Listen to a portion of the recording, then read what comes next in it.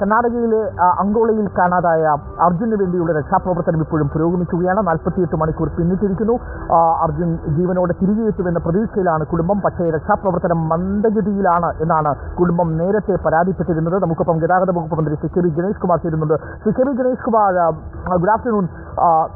നമുക്ക് ലഭിക്കുന്ന ഏറ്റവും ഒടുവിലത്തെ വിവരം അനുസരിച്ച് മൊബൈൽ ഫോൺ നേരത്തെ പ്രവർത്തിച്ചിരുന്നു, പക്ഷേ ഇപ്പോൾ സ്വിച്ച് ഓഫ് മോഡിലാണ്. GPS ഇപ്പോഴും ആക്ടിവേറ്റഡ് ആണ് എന്ന് തോന്നുന്നു.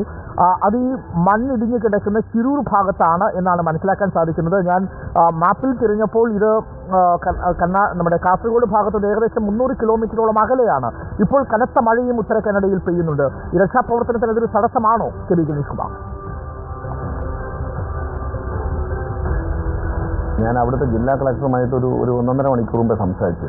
അപ്പോൾ മാഡം പറയുന്നത് അവിടെ വലിയ മഴയാണ്. ഈ മഴ കൊണ്ടാണ് നമ്മൾ തിരച്ചിൽ 2 ഭാഗത്തായിട്ട് മണ്ണിടിഞ്ഞത്. അത് ഒരു ലൈൻ ക്ലിയർ ആക്കിയിട്ടുണ്ട് അവർ. ഈ വണ്ടി മാത്രമല്ല, അനേകം വണ്ടികൾ ഒഴുകിപ്പോയി എന്നാണ് കണക്കാക്കുന്നത്. ഈ വണ്ടി പക്ഷേ ഒഴുകാനുള്ള സാധ്യത കുറവാണ്. ഈ വണ്ടിയിൽ ഫുൾ ലോഡ് ടിമ്പറാണ്, തടി ഇരിക്കുകയാണ്. മാത്രമല്ല ഇത് 12 വീലുള്ള വലിയ വണ്ടിയാണ്. ഇത് ഒരു കോഴിക്കോട്ടുകാരൻ്റെതാണ്, പക്ഷേ കർണാടകത്തിൽ കൊണ്ടുപോയി അവിടെ ടാക്സ് കുറവാണെന്ന് പറഞ്ഞാൽ അവിടെ രജിസ്റ്റർ. അപ്പോൾ അങ്ങനെ വരുമ്പോൾ ഈ വണ്ടിയുടെ GPS ട്രാക്ക് ചെയ്യാൻ നമുക്ക് കഴിയില്ല. ഇപ്പോൾ ഉടമസ്ഥനെ ബന്ധപ്പെടുന്നുണ്ട്. ഉടമസ്ഥൻ അദ്ദേഹം പള്ളിയിൽ പോയിരിക്കുകയാണ്. അപ്പോൾ അദ്ദേഹം വന്നു കഴിഞ്ഞാൽ ഇത് എങ്ങനെയാണ് ഈ GPS സൊല്യൂഷൻ അവർക്ക് കിട്ടുന്നതെന്ന് ഞങ്ങൾ ചോദിക്കുകയാണ്. അപ്പോൾ ഞങ്ങളിപ്പം കേരളത്തിൻ്റെ ട്രാൻസ്പോർട്ട് ഡിപ്പാർട്ട്മെൻറ്റ്, കർണാടക ട്രാൻസ്പോർട്ട് ഡിപ്പാർട്ട്മെൻറ്റിനോട് ഇതിൻ്റെ ഒരു ലൊക്കേഷൻ, ഈ GPS ഹിസ്റ്ററി, ഇപ്പോൾ കേരളത്തിലുള്ള വണ്ടിയാണെങ്കിൽ മാത്രമേ നമുക്ക് ഹിസ്റ്ററി കിട്ടത്തുള്ളൂ. അപ്പോൾ അവിടുത്തെ ഹിസ്റ്ററി ഒന്ന് കിട്ടിയാൽ ഇതിൻ്റെ ഫൈനലി ഇത് എവിടെയായിരുന്നു എന്ന് ഈ GPS കാണിക്കുന്നത് എവിടെയായിരുന്നു എന്ന് നമുക്കറിയാമായിട്ട്. എൻജിൻ ഓൺ ആയിരിക്കണമെന്നില്ല. ഈ തടി ഉള്ളത് കൊണ്ട് ഒഴുകിപ്പോകാനുള്ള സാധ്യത വളരെ കുറവാണെന്ന് ആണ് മനസ്സിലാക്കുന്നത്. ഒഴുകിപ്പോയിട്ടുണ്ടെങ്കിൽ ഇത് സിഗ്നലും വർക്ക് ചെയ്യില്ല, ഫോണും വർക്ക് ചെയ്യില്ല. അപ്പോൾ ഒഴുകിപ്പോയിട്ടുണ്ടെന്നാണ് അവിടുത്തെ കളക്ടർ ആദ്യം സംശയം പറഞ്ഞത്. പക്ഷേ ഞാൻ ഈ ഫോൺ കിട്ടിയെന്നും GPS കിട്ടുന്നുണ്ടെന്നും പറഞ്ഞപ്പോഴാണ് മാഡം അത് മാറ്റിയിട്ട് ഇങ്ങനെ അങ്ങനെ അവിടെ സെർച്ച് ചെയ്യാം. പക്ഷേ നമുക്ക് ഈ സ്പോട്ട് കിട്ടിയാൽ, ഇപ്പോൾ ഈ ഉടമസ്ഥൻ പറയുന്നതല്ലാതെ എവിടെയാണ് ഇതിൻ്റെ ഹിസ്റ്ററി ലാസ്റ്റ് ഒന്ന് പറഞ്ഞു തന്നാൽ, കിട്ടിയ ഡോക്യുമെൻറ്റ് നമുക്ക് തന്നിരുന്നെങ്കിൽ നമുക്ക് എസ്പെഷ്യലി അവിടെ മാത്രം ഒന്ന് കോൺസെൻട്രേറ്റ് ചെയ്ത് സെർച്ച് ചെയ്യാനുള്ള ഏർപ്പാടുണ്ടാക്കാമായിരുന്നു. അത് ഈ TV മാധ്യമങ്ങളോട് പറയുന്നതല്ലാതെ അതിന് സാധനം തരുന്നില്ല. തരാത്തത് കൊണ്ട് ഇപ്പോൾ ഞങ്ങൾ കർണാടക ട്രാൻസ്പോർട്ട് ഡിപ്പാർട്ട്മെൻറ്റുമായി ബന്ധപ്പെട്ടിരിക്കുന്നു. റിക്വസ്റ്റ് കൊടുത്തു കഴിഞ്ഞു. നമുക്ക് ആ ഒരു ലൊക്കേഷൻ ഹിസ്റ്ററി. ഓക്കെ, അത് വളരെ പ്രധാനപ്പെട്ട കാര്യമാണ്. കർണാടക രജിസ്റ്റർ വണ്ടി നമുക്ക് കിട്ടുകയുമില്ല. മാത്രമല്ല ആദ്യത്തെ രക്ഷാപ്രവർത്തനം മന്ദഗതിയിലായിരുന്നു എന്നാണ് മനസ്സിലാക്കാൻ സാധിച്ചത്. 3ഓളം JCBകളും 2 ടിപ്പർ ലോറികളും മാത്രമാണ് അവിടെ ഉണ്ടായിരുന്നത്. 7 പേരുടെ മൃതശരീരം കിട്ടിയ ഒരുപാട് കുടുംബങ്ങൾ തകർന്നു വീണ ഒരു മണ്ണിടിച്ചിലാണ്. തൊട്ടടുത്ത് ഗംഗാവേലി എന്ന് പറയുന്ന ഒരു നദി ഒഴുകുന്നുണ്ട്. ആ നദിയും കരകവിഞ്ഞൊഴുകുകയാണ്. അതിലേക്ക് ധാരാളം വണ്ടികൾ പോയേക്കാം എന്നും കരുതുന്നു. രക്ഷാപ്രവർത്തനം മന്ദഗതിയിലായിരുന്നുവെന്ന് ഈ കുടുംബത്തിനൊരു പരാതിയുമുണ്ട് മിനിസ്റ്റർ. അല്ല, അത് കാരണം ഇന്ന് രാവിലെയാണല്ലോ അർജുൻ്റെ കാര്യം നമ്മളെല്ലാവരും അറിയുന്നത്. കാരണം അവിടെ നിന്ന് സർക്കാർ മന്ദഗതിയിലാണ് എന്നുള്ളതാണ് അവർ ആദ്യം പറഞ്ഞിരുന്നത്. നമ്മൾ പിന്നീട് ബന്ധപ്പെട്ടു. ഞാൻ കളക്ടറോട് ചോദിച്ചു.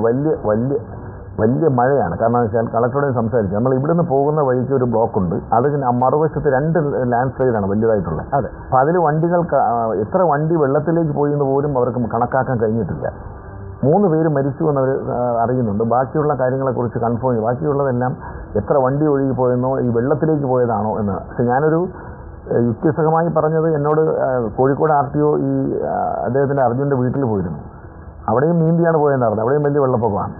അപ്പോൾ അവിടെ എത്തുമ്പോൾ ഈ ഒരു ഉടമസ്ഥൻ പറയുന്നത് 12 വീലുള്ള വണ്ടിയാണത്. ഇത് വലിയ വണ്ടിയാണ്. ഇതിൽ നിറച്ച് തടി ഉണ്ടായിരുന്ന പറഞ്ഞത്. ഈ തടിയും വെച്ചുകൊണ്ട് അങ്ങനെ ഒഴുകി പോകാനുള്ള സാധ്യത കുറവാണ്. അത്രയും ലോഡുള്ള സാധനം അവിടെ കിടക്കാനാണ് സാധ്യത. ഞാൻ ആ പ്രദേശം നോക്കിയപ്പോൾ അത് ഈ ഗംഗാവേലിയുടെ തൊട്ട് മുകളിലുള്ള ഭാഗത്തുകൂടിയാണ് ഈ ഹൈവേ പോകുന്നത്. അപ്പോൾ ആ ഹൈവേയിലേക്ക് മണ്ണിടിഞ്ഞ് വീണ് നദിയിലേക്കും മണ്ണ് ഒടിഞ്ഞ് വീണിട്ടുണ്ട്. അപ്പോൾ ഈ രാവിലെ 9 മണിക്ക് ഈ വാഹനം ആ ഭാഗത്തുണ്ടായിരുന്നതായി മനസ്സിലാക്കുന്നു. പക്ഷെ ഒരുപക്ഷെ വണ്ടി അവിടെ നിർത്തിയിട്ടിരിക്കുകയാണെങ്കിൽ മണ്ണിടിഞ്ഞ് വീണ് ഈ റോഡിൽ നിന്ന് മറിഞ്ഞ് ഗംഗാവേലി നദിയിലേക്ക് പോകാനുള്ള സാധ്യത അതും നമുക്ക് തള്ളിക്കളയാൻ കഴിയില്ലല്ലോ. അല്ല, മറിഞ്ഞ് കാണും. മറിഞ്ഞ് നദിയിലേക്ക് വീണാണ്. പക്ഷെ ഒഴുകിപ്പെട്ടു എന്നുള്ളതാണ്. ഒഴുകിപ്പെടാൻ സാധ്യതയില്ല. കാരണം ഇത് വലിയ ലോഡാണ്, തടി ലോഡായതുകൊണ്ടാണ് ഇത്. ഈ സിഗ്നൽ കാണിക്കുന്നു എന്ന് പറയുന്നതിൻ്റെ ഒരു യാഥാർത്ഥ്യം നമുക്ക് മനസ്സിലാവുന്നില്ല. ഫോൺ വിളിച്ചിരുന്നു അവർ പറയുന്നുണ്ട്, ബെല്ലടിച്ചു എന്ന് പറയുന്നു. അതിപ്പോൾ ഇല്ല എന്ന് പറയുന്നു. പക്ഷേ ഈ GPS സിഗ്നൽ കാണിക്കുന്നുണ്ടെങ്കിൽ വണ്ടി വെള്ളത്തിലല്ല. കാരണം വണ്ടി വെള്ളത്തിൽ പോയി കഴിഞ്ഞാൽ ഈ ബാറ്ററി ഷോർട്ട് സർക്യൂട്ട് ചെയ്ത് കഴിഞ്ഞാൽ പിന്നെ GPS വർക്ക് ചെയ്യത്തില്ല. അപ്പം മണ്ണിനടിയിലാണ് വണ്ടി എന്ന് പ്രതീക്ഷിക്കാം. GPS ഉണ്ട് എന്ന് പറഞ്ഞത് ശരിയാണെങ്കിൽ. ഒരു കാര്യം കൂടി, വണ്ടിയുടെ സാങ്കേതികത്വം അറിയാവുന്നതുകൊണ്ടാണ് നടത്തുക. ബെൻസിന്റെ വണ്ടിയാണെന്നാണ് മനസ്സിലാക്കുന്നത്. ബെൻസിന്റെ 12 വീലുള്ള ട്രക്കാണ്. അപ്പോൾ ഇത് ഫുൾ AC ആണ്, 12 വീലുള്ള വണ്ടിയാണ്. അപ്പം ഈ ഡ്രൈവർ ക്യാബിൻ പൂർണ്ണമായിട്ടും എയർ കണ്ടീഷൻഡ് ആണ്. ഒരുപക്ഷെ മണിക്കൂറുകളോളം ഈ എയർ കണ്ടീഷൻ പ്രവർത്തിച്ചാൽ പോലും ഒരുപക്ഷെ അപകടം ഉണ്ടാവാനുള്ള സാധ്യതയുണ്ടല്ലേ? പക്ഷെ മണ്ണിനടിയിൽ പോയെങ്കിൽ എഞ്ചിൻ ഓഫായി പോകും. കാരണം സൈലൻസർ ബ്ലോക്ക് ആയി കഴിഞ്ഞാൽ അപ്പം തന്നെ എഞ്ചിൻ ഓഫ് ആവും. കറക്റ്റ്. നേരം വിളിക്കും. ഇന്നലെ വരെയൊക്കെ വണ്ടിയുടെ എഞ്ചിൻ ഓൺ ആയിരുന്നു പറയുന്നത് നമുക്ക് വിശ്വസിക്കാൻ പറ്റില്ല.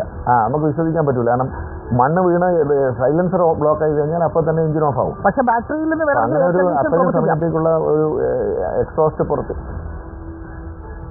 അത് കട്ടായി പോകും. കാരണം ബാറ്ററിയിൽ നിന്ന് വർക്ക് ചെയ്യില്ല, കുറച്ച് നേരം വർക്ക് ചെയ്യുള്ളൂ. പക്ഷേ ഈ ആ ക്യാബിനകത്ത് ചെടിയും മണ്ണൊന്നും കയറില്ല.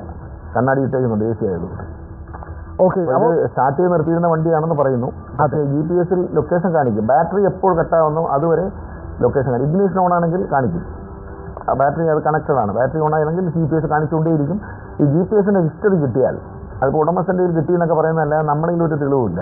അതുകൊണ്ടാണ് ഞങ്ങൾ കർണാടക ട്രാൻസ്പോർട്ട് ഡിപ്പാർട്ട്മെൻറ്റ് റിക്വസ്റ്റ് കൊടുത്തിരിക്കുകയാണ്. ഇപ്പം ഓക്കെ കിട്ടിയാൽ നമുക്ക് എക്സാക്ട്ലി വണ്ടി അവിടെ കിടപ്പുണ്ടോ എന്നറിയാം. ആ ഭാഗത്ത് തിരയാനായിട്ട് നിർദ്ദേശം കൊടുക്കും. ഓക്കെ, തീർച്ചയായിട്ടും മിനിസ്റ്ററുടെ അപ്ഡേഷന് വേണ്ടി ഞങ്ങൾ മിനിസ്റ്റർ ബന്ധപ്പെടാം. മിനിസ്റ്റർ പറഞ്ഞത് വളരെ ലോജിക്കലായിട്ടുള്ള കാര്യങ്ങളാണ്.